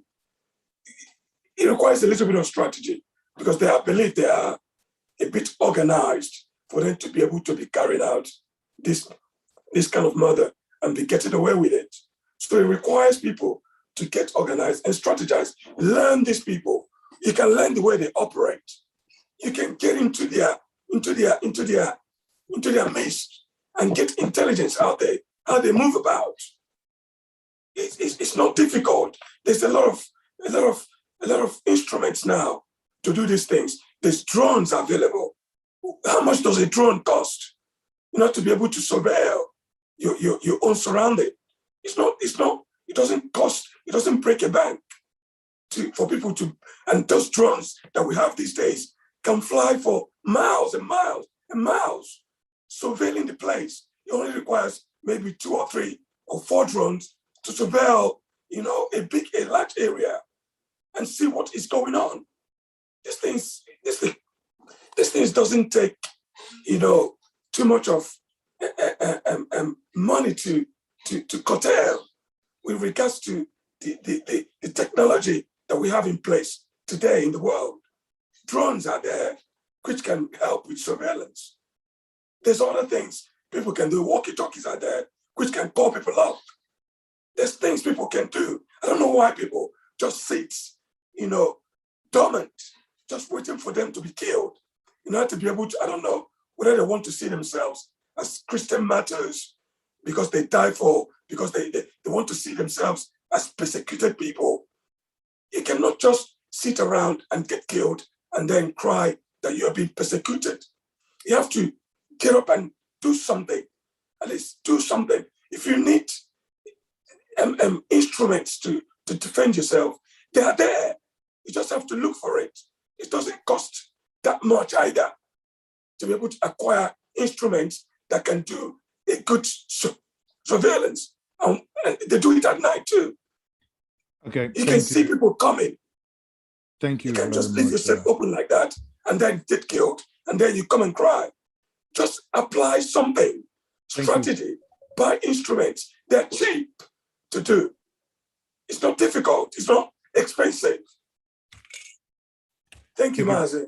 Thank you very much, Maazị Okoye there. Now, obviously, everyone this evening have been one of those evenings that we can walk away. I can see the passion, you know, in the minds of everyone who have taken time to speak this evening. Now, in summary, we've had people, speakers, commentators here and talked about what the people could do. Now, one of our speakers talked about the return, you know, the basic fundamental thing that the government must do is to ensure that the IDPs, which breaks my heart to note that in peacetime, people are actually internally displaced in their own community, and the worst of all, in their own ancestral homeland, being displaced by, some say, foreigners. But who cares actually who displaces them? Point is, it shouldn't have happened. Ab initio. Okay, granted, it has happened. It must be reversed. Now, there is a talk about providing justice to those who have suffered this. Again, one recurring decimal is for the people to organize themselves in self-defense. Even Maazị Okoye, in his concluding thought, also made allusion to that. There are things the people can do, even if it's mini drones, even if it's local made drones. I mean, again, yes, there is this need to push for the government to do something, but again, that the people should also do something. Solutions, solutions, solutions. There is this consensus that it is not the absence of solutions that is the issue, but the will. Some will say political will. Whichever will that is, human will, political will, whatever will, all the people are saying is that something must be done and must be done urgently. Now, permit me to now bring in the guest again to basically help us now with their 2 minutes concluding thought. I would now want to bring in once more Annkio Briggs back, that she can now give us her concluding thought. Afterwards, I'm going to get in God Peter to also do same. Annkio, you have listened to every single person here. You can see the passion, especially the lady folks here. You can see also some of us trying to make it a party affair, and also the rebuttal. Now, having listened to all these things, I would want you to summarize your thoughts again and reply some of these comments. If you may, if 2 minutes will be enough, if you need more time, please kindly do. Go ahead. You muted back you muted yourself again. Okay, good. I can do it now. All right. I want to again express the fact that the passion that you see here is normal. If we didn't have this passion, and if we didn't have expression of this passion, then it would mean that we're really not being able to address the issues, because it is passion that we're talking about. When you kill hundreds of people in one day, those are people's fathers, those are people's brothers, sisters, husbands, wives, children. So if you're not passionate, what will you be? For me, it's passion that drives me. Otherwise, I won't do what I'm doing. I have done this since 1998. I experienced the Civil War, not that I read it or heard it. I saw it, I endured it, I suffered it. So I know what war is. Now, the pain Nigeria is going through, the ethnic nationalities that make up Nigeria, God created those people. That is you and I. God created us. What I refuse to come to terms with, because I'm not convinced, because I know who created Nigeria. Nigeria was created by Lugard, and we are suffering the consequences of our different ethnic nationalities, knowingly or unknowingly, accepting Nigeria on the terms that it was created, not on our terms. Now, how do we get out of this pain? How do we, what are we handing over to our grandchildren? What are you, Maazị, going to hand over to your children? The way Nigeria is going, nothing. There is nothing that you're going to hand over to your grandchildren. My senior sister there, my sister that I'm so proud of her. I've never met her too, but where I saw all the achievements by her name, I'm really very proud of her. But that's achievement she has received not because she's a Nigerian, but because she's in a place that gives opportunity for people like her to achieve that. Now, what will her grandchildren inherit? Nothing, because they're here. What will your children inherit? Nothing. In Nigeria, I mean, nothing. Now, the youths in Nigeria today, most of them are old enough to be my children. Most of them are old enough to be my children. If they have no future, what are we talking about?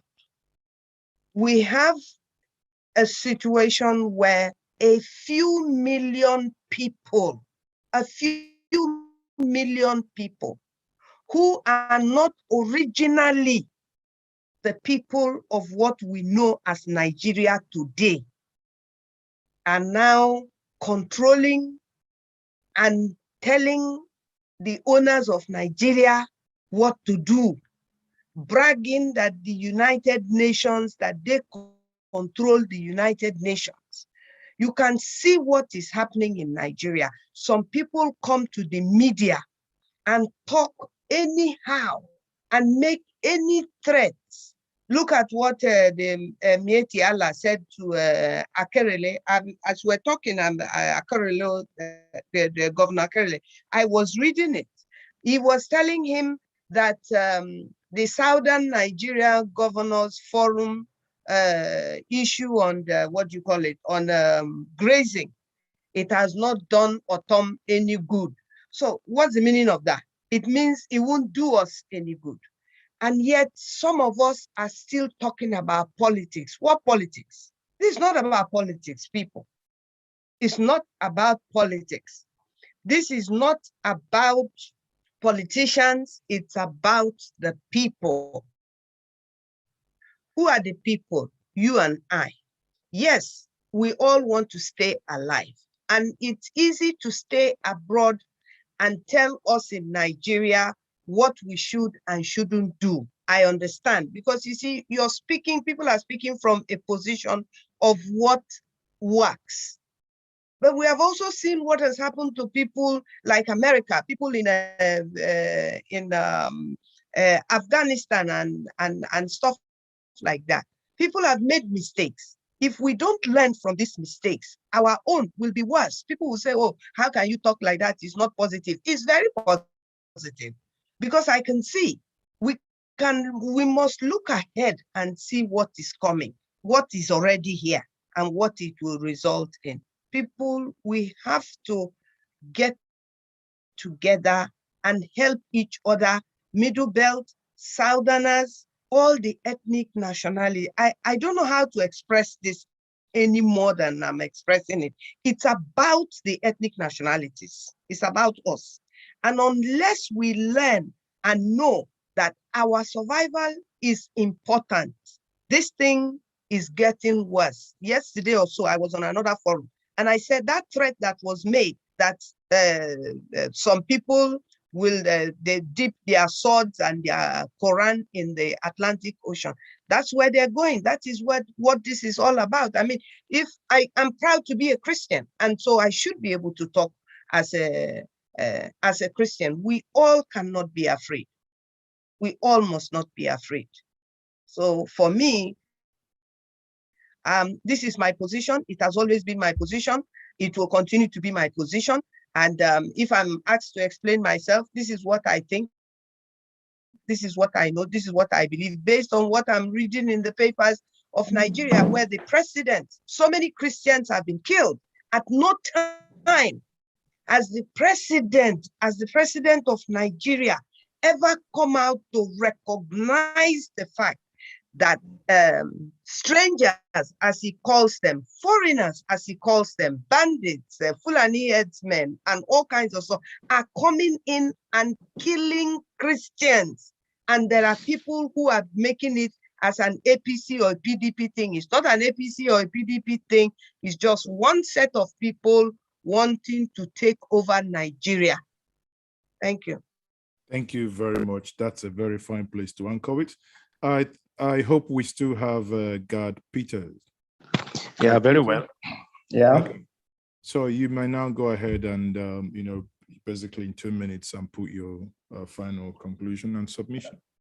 Okay, first I want to thank you once more for this opportunity and for every other person that has been part of this discussion. My first point to say that living in Nigeria is a miracle. You can't decide how your life be, because you could just walk out now, you're dead, or people just kill you right in the comfort of your home. So that's the sad reality that we find ourselves. I'm a bit disappointed and worried that people are reducing the killings on the Plateau to issue of the speaker and the governor. These two gentlemen have less than 2 years to move on. Just like the old adage will say, soldier come, soldier go, barracks remain. Plateau will remain after the two of them. And when young persons that need to speak up and speak for justice, speak for transparency, speak for accountability, speak for equity and equality, we choose the side of a paymaster or people they think are in authority, then we've missed the mark. As I speak now, none of those persons that have been killed in the Plateau conflict are directly related to me. But because they are human, and because I'm an activist, I speak for the voiceless, including people that have died.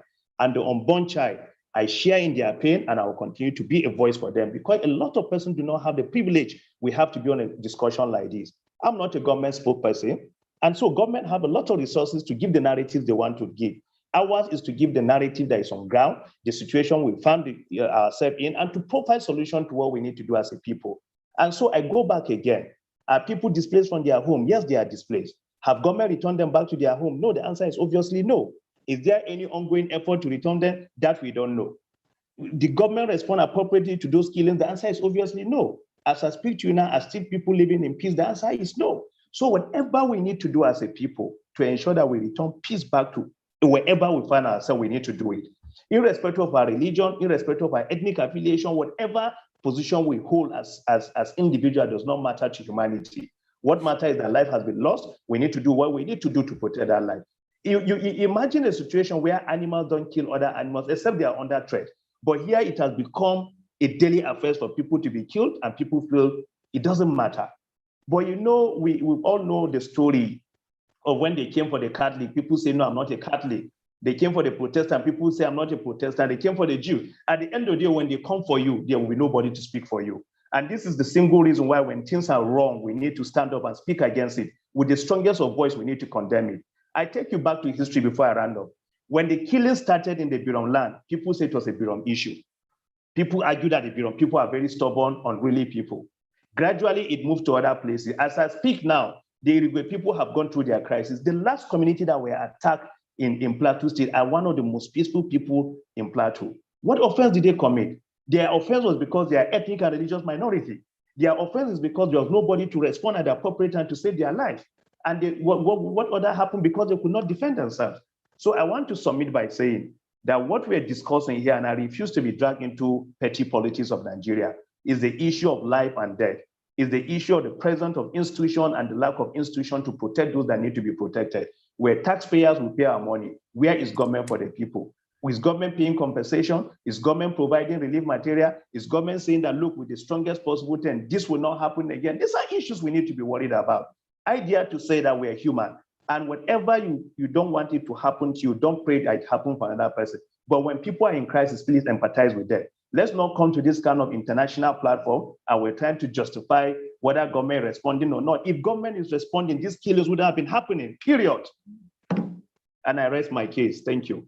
Thank you very much. You know, what they say, you dropped mic at the end of that, you know, at the end of your submission. You know, I have taken a lot in. We have processed a lot. I would also agree with you by your submission, and I quote you verbatim, which I found very interesting, that living in Nigeria is a miracle. Quote, very God, well. Peter, 2021. Now, thank you for that credit. On that note, I will say thank you everyone for joining us in this evening conversation. It has been my pleasure, Maazị Ezeoke, to host you this evening, and the conversation has centered on Plateau State killing, the failure of government, and the move to impeach Simon Lalong, who is the governor of that state. Obviously, we've seen he has not been impeached, and the people here, the victims, many speakers here are speaking from first-person account, those who are at the receiving end. We have someone here who told us that for many, many years, he has not been able to go to his ancestral home, the place of his birth, the place of his ancestors, the place that he buried his dad. Why? Because certain people have displaced them and taken away that land. Probably there is no hope of him getting back to his place of birth. That is an abomination, and that cannot be allowed to stand. This evening, I have had the privilege of having Peter Shamaki, who is a developmental activist. Also, I had the privilege of having Annkio Briggs, human rights and environmental rights activist, the Amazon of the Niger Delta. On that note, I will say it has been my pleasure to be your anchor and the host of this evening conversation. Please, for those of you who are in this room, we've shared links there. You can follow us on our various social media handles on Facebook, on YouTube, on Twitch, and also on Twitter. You can subscribe to our channel. Those of you watching online on various media handles, you can also do the same by following us, you know, liking this video, sharing it with your kith and kins. Those who are not able to join us today, share this video that they will see the conversation we have had in the last 2 hours. Again, I say good evening once more. Those of you watching, I can see many of you watching from the diaspora. It might be that you are watching from America, and I will say good afternoon. Those of you watching from far away, Asia, good morning. And here from Nigeria, we will say good night to all of us.